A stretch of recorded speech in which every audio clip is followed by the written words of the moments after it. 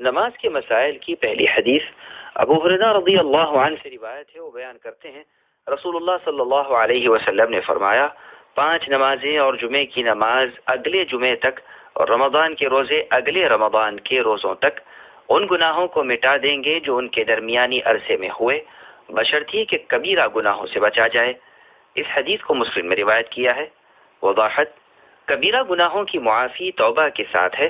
اور حقوق العباد یعنی بندوں کے حقوق کی ادائیگی میں کوتاہی کی معافی یہ ہے کہ جس شخص کا حق غصب کیا ہے یا جس شخص کی عزت خاک میں ملائی ہے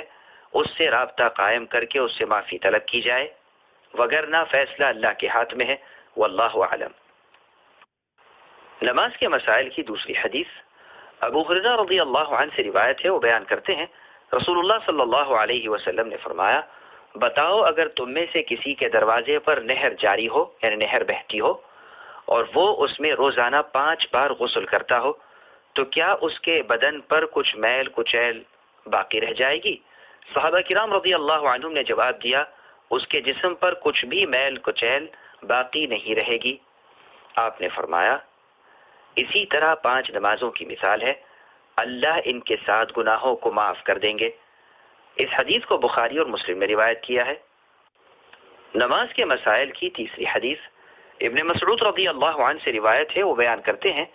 کہ ایک شخص نے ایک عورت کا بوسہ لیا، وہ نبی صلی اللہ علیہ وسلم کی خدمت میں حاضر ہوئے،